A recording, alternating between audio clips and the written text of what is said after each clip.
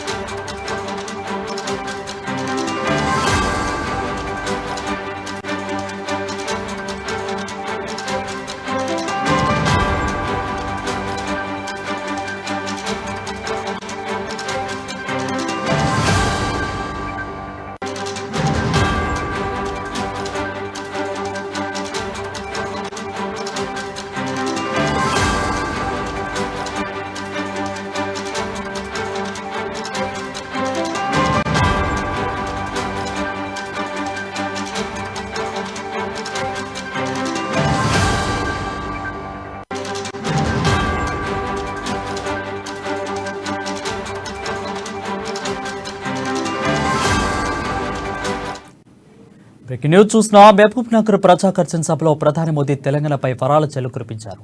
పసుపు రైతుల సంక్షేమం కోసం జాతీయ పసుపు బోర్డును తెలంగాణ ప్రకటించారు. 13,500 కోట్ల రూపాయలతో అభివృద్ధి పనులకు శ్రీకారం చుట్టారు.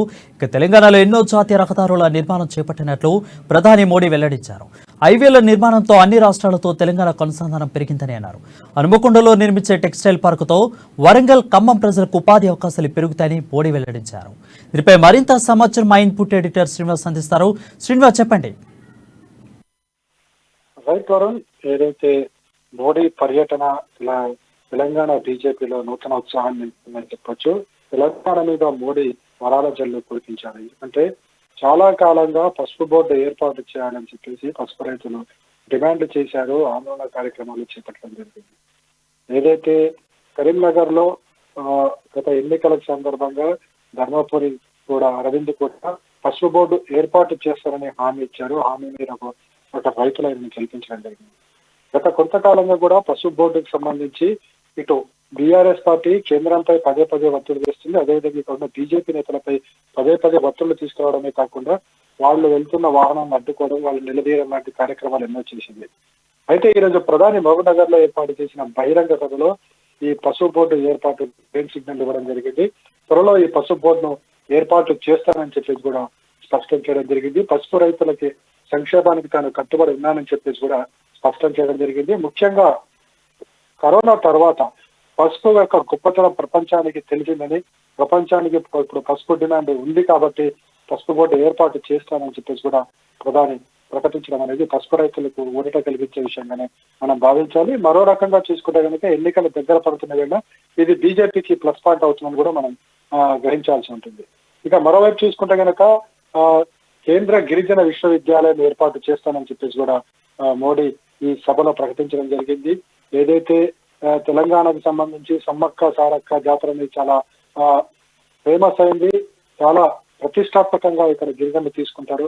కాబట్టి సమ్మక్క సారక్క పేరు మీదనే ఈ ట్రైబల్ యూనివర్సిటీ ఏర్పాటు చేస్తానని చెప్పేసి కూడా ప్రధాని ఈ సభలో ప్రకటించారు. ఇందుకోసం దాదాపు 900 కోట్లు కూడా కేటాయిస్తున్నట్లు, ములుగు జిల్లాలో సమ్మక్క సారక్క పేరుతో ట్రైబల్ యూనివర్సిటీకి గ్రీన్ సిగ్నల్ ఇచ్చినట్లు కూడా మోడీ సభలో చెప్పడం జరిగింది. అంటే ఈ రెండు వరాలు కూడా చాలా డిమాండ్ ఉన్నది. చాలా రోజుల నుంచి కూడా ఇటు రాష్ట్ర ప్రభుత్వం కూడా కేంద్రాన్ని నిలదీస్తున్న పరిస్థితి కూడా నెలకొంది. ఈ రెండింటికి కూడా ఆయన గ్రీన్ సిగ్నల్ ఇవ్వడం జరిగింది. ఇక మరొకటి ఏదైతే దేశంలో నిర్మిస్తున్న 5 టెక్స్టైల్ పార్కులు నిర్మిస్తుంది కేంద్ర ప్రభుత్వం.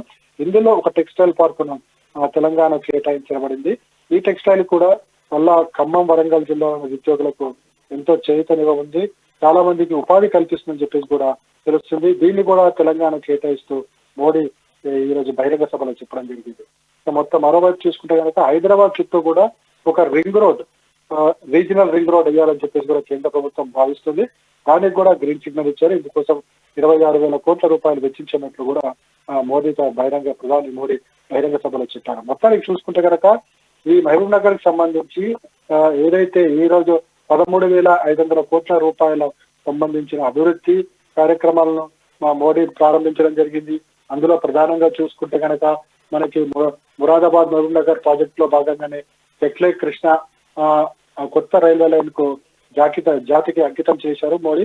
అయితే దీనివల్ల మనకి గోవా టు హైదరాబాద్ కి 100 కిలోమీటర్లు తగ్గబోతుంది. అదేవిధంగా సూర్యాపేట నుంచి ఖమ్మం వెళ్లే 400 రోడ్లకు కూడా మోడీ ప్రారంభించడం జరిగింది. అదేవిధంగా మనకి కర్ణాటక నుంచి చర్లపల్లికి సంబంధించిన HPCL LPG లైన్ కూడా ప్రధాని మోడీ జాతికి అంకితం చేయడం జరిగింది.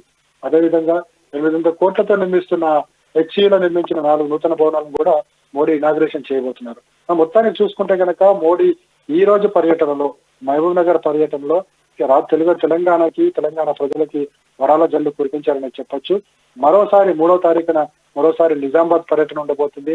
నిజామాబాద్ పర్యటనలో మోడీ ఇంకెన్ని వరాల జల్లు కురిపిస్తారో చూడాల్సిన అవసరం ఉంది. ఎందుకంటే ఎన్నికల సమయంలో ఖచ్చితంగా ఇవన్నీ కూడా సహజంగానే ఉంటాయి. అయితే ఇవి చాలా రోజుల నుంచి ఉన్న డిమాండ్ కాబట్టి ఆ డిమాండ్ ను పూర్తి చేయడం ద్వారా ఎన్నికలకు వెళ్లడం వల్ల తమకు ప్లస్ పాయింట్ అవుతుందని చెప్పేసి కూడా బీజేపీ నేతలు భావిస్తున్నారు. వరుణ్, రైట్ శ్రీనివాస్, పసుపోటు మీద మనం దాదాపు చాలా రోజులు చూసాము. మాటల యుద్ధం అనేది కంటిన్యూస్గా జరుగుతూనే ఉంది. అదేవిధంగా బ్యానర్లు కూడా వెలిసాయి ఎంపీ అరవింద్ మీద. సో ఇప్పుడు ప్రధాని మోదీ పసుపు బోర్డుని ప్రకటించడం ద్వారా ఈ మొత్తానికి ఒక పుల్ స్టాప్ పడింది అనుకోవచ్చా? ఖచ్చితంగా. ఎందుకంటే ఇన్నాళ్ళు కూడా అదే డిమాండ్, పసుపు బోర్డు ఏర్పాటు చేయాలి అని చెప్పేసి గత కొంతకాలంగా కూడా ఎప్పుడైతే కేంద్రంలో బీజేపీ ప్రభుత్వం ఏర్పడిందో బీజేపీకి బీఆర్ఎస్ కి మధ్య ఎప్పుడైతే ఈ మాటల దాడులు విమర్శల దాడులు పెరిగాయి అప్పటి నుంచి కూడా పసుపు బోర్డు ఏర్పాటు మీద బీఆర్ఎస్ పదే బీజేపీని నిలదీస్తూ వచ్చింది. మనం చూసాము ఎంపీ ధర్మపురి అరవింద్ అయితే చాలాసార్లు ఘెరావ్ చేశారు. అరవింద్ ఇదే అంశాన్ని పసుపు బోర్డు ఏర్పాటు చేస్తామన్న ఒక అంశాన్ని ప్రజల్లో గత ఎన్నికల్లో తీసుకెళ్లడం జరిగింది. కానీ ఇప్పటి వరకు కూడా అది నెరవేరకపోవడంతో ప్రజలు ఆయన నిలదీశారు, చాలాసార్లు నిలదీయడం జరిగింది, బీజేపీ వాళ్ళు నిలదీయడం జరిగింది. కానీ ఈ రోజు మోడీ వచ్చిన తర్వాత ఈ ప్రకటన చేయడంతో పసుపు బోర్డు రైతులకు మాత్రం ఊరట కలిగించిందని చెప్పొచ్చు. అదేవిధంగా ఇక్కడ లోకల్ గా ఉన్న బీఆర్ఎస్ పార్టీ నోళ్లు కూడా మూత పడతాయి అని చెప్పేసి కూడా బీజేపీ భావిస్తుంది.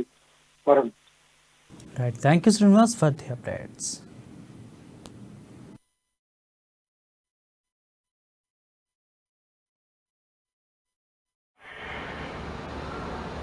నా కుటుంబ సభ్యులారా, तेलंगाना जैसे लैंडलॉक्ड स्टेट के लिए ऐसी रोड और रेल कनेक्टिविटी की बहुत जरूरत है जो यहां बने सामानों को समुद्री तट तक पहुंचाएं और इनके एक्सपोर्ट को बढ़ावा दे। दुनिया का बाजार मेरे तेलंगाना के लोग कब्जा करें। इसी कारण देश के कई प्रमुख इकोनॉमिक कॉरिडोर तेलंगाना से होकर के गुजर रहे हैं। ये सभी राज्यों को ईस्ट और वेस्ट कोस्ट से जोड़ने का माध्यम बनेंगे। हैदराबाद विशाखापट्टनम कॉरिडोर का सूर्यापेट खम्मम सेक्शन भी इसमें बहुत मदद करने वाला है। इसके कारण ईस्ट कोस्ट तक पहुंचने में मदद मिलेगी, साथ ही इंडस्ट्रीज और बिजनेस के लॉजिस्टिक कॉस्ट में बहुत कमी आएगी। जकलेर और कृष्णा सेक्शन के बीच बन रही रेलवे लाइन भी यहां के लोगों के लिए काफी महत्वपूर्ण होगी। ना कुटुंब सभ्युलारा, भारत टर्मरिक का, हल्दी का प्रमुख उत्पादक